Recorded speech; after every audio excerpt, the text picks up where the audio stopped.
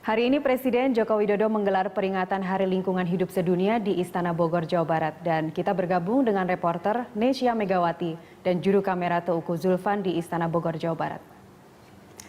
Nesya, apa komitmen pemerintah dalam melestarikan lingkungan hidup?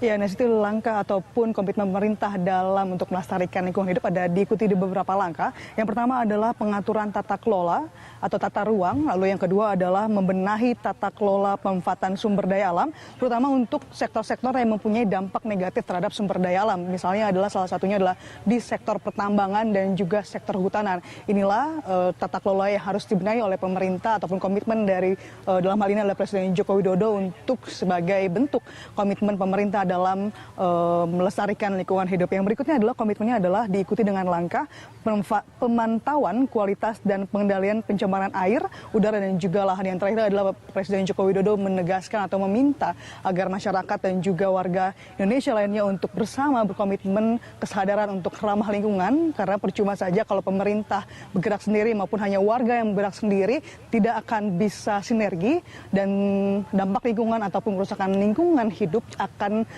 semakin terasa. Karena kita tahu sendiri, Nestiti, bahwa lingkungan hidup atau terutama di Indonesia, hutan dan juga kondisi alam lainnya sudah mulai tergerus dan juga sudah mulai mengalami kerusakan. Untuk itu perlu dilakukan langkah-langkah yang konkret, diantara salah satunya adalah membenahi tata kelola pemanfaatan sumber daya alam di sektor hutanan dan juga sektor tambang. Dan berikutnya tadi menurut Menteri Lingkungan Hidup dan juga Kehutanan Siti Nurbaya menegaskan bahwa dalam indeks kualitas lingkungan hidup di tahun 2014 mencapai 63%, dan pemerintah menargetkan indeks lingkungan hidup mencapai atau naik sekitar menjadi 66 sampai dengan 68,5% yang masuk dalam rancangan pembangunan jangka menengah.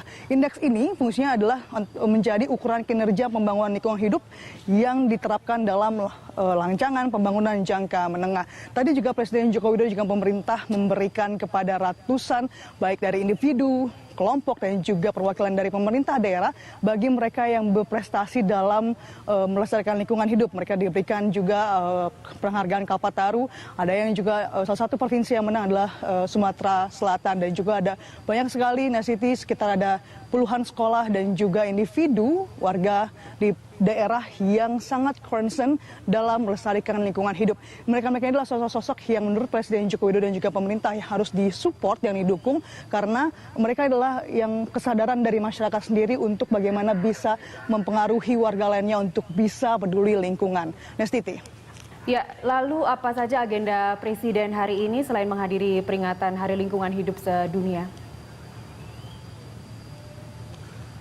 Ya, Nesiti, selain memang menghadiri peringatan Hari Lingkungan Hidup Sedunia yang tadi mulai pada sekitar pukul 9 dan usai sekitar pukul setengah 11 tadi, berikutnya adalah pada saat ini Presiden Joko Widodo menerima sejumlah tokoh yang merupakan juga tim komunikasi Presiden, di antara adalah Soekarno Yakit dan juga Teten Mas Duki. Dan untuk agenda Presiden lainnya sekitar pukul 2 siang nanti, Presiden akan diberikan atau penyampaian hasil laporan pemeriksaan atas laporan keuangan pemerintah pusat yang akan diserahkan oleh BPK.